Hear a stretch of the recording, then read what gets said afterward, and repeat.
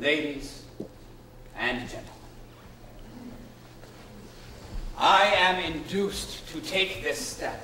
The water torture cell is an escape created by Harry Houdini in the middle of his career as he was doing a lot of stage shows, and it was a very dangerous and exciting escape for his audiences in the theater. It was a large rectangular tank of water. The one we used was about 6.5 feet tall by 3.5 feet wide, filled with water. Harry would have his feet locked into a set of foot stocks from the outside, and then he would be raised by his ankles upside down and dropped into the tank, or lowered into the tank. And then the stocks would be locked onto the outside of the tank, and a curtain would be raised around the tank. He would escape, of course, from within. It was a really cool and dangerous escape, something very new to his audiences, something they hadn't seen before, and added, I think, that sort of extra element of terror to his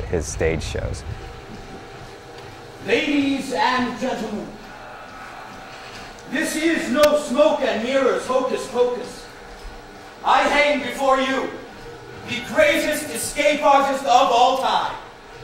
I am Harry Houdini, and this is the water torture cell.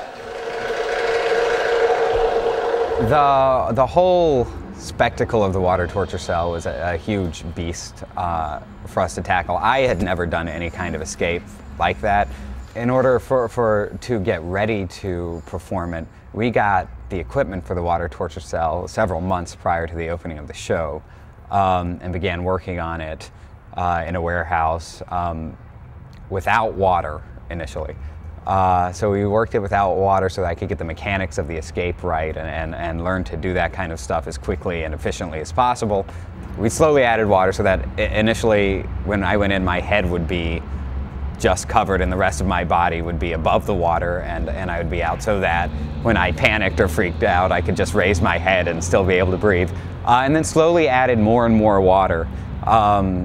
Once we got enough water in there for breathing to actually be a factor, the process for rehearsal for the first couple days anyway was basically just putting me in the water and letting me hang there and get used to the feeling of being trapped in that tank, because it was absolutely terrifying. I would go in and be underwater and open my eyes, and the water was right in front of me, and it would of course magnify the tank around me and make me feel like the walls were right in my face, and I could vaguely hear what was going on outside of the tank, but not really, and my feet were locked in. It was a horrifying experience for a little while. So just letting me hang in there and get used to it initially was the first step.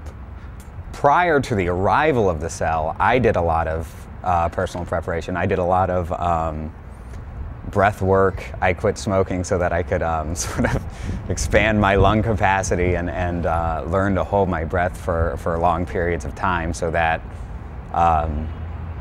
I could make it through the performance of the trick, but then in case anything did happen, I would have a cushion of air anyway in the tank.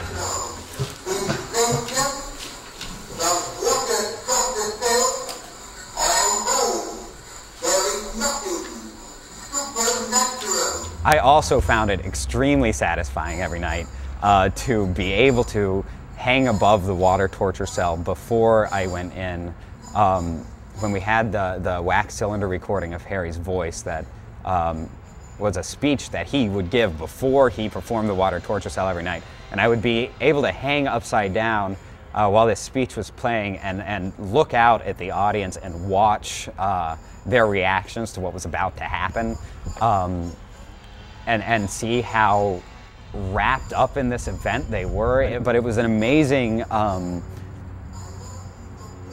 experience to be surrounded by an audience that was so involved and invested in what was going on at that moment. And I don't remember ever having experienced that on stage. And being able to just sort of watch them slowly be pulled into this bit of spectacle was really, really cool. I mean, I could hang there and watch the people in the audience on all sides start sitting watching, and then slowly creep forward and slowly become a little bit more and more uncomfortable as the speech dragged out until I started to go down, at which point most of the people in the audience were just on the edge of their seats. Children were like hugging their mothers and all kinds of things. It was great.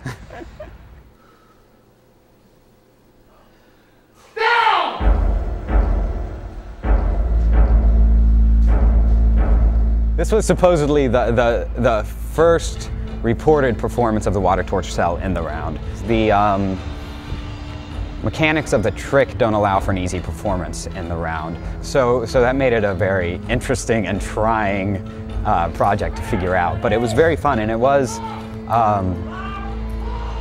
definitely a really cool experiment for me as a magician to try and figure out how we could negotiate that, not only being in the round, but being in the round in a way that we were literally 3 feet away from our audience with the water torture cell.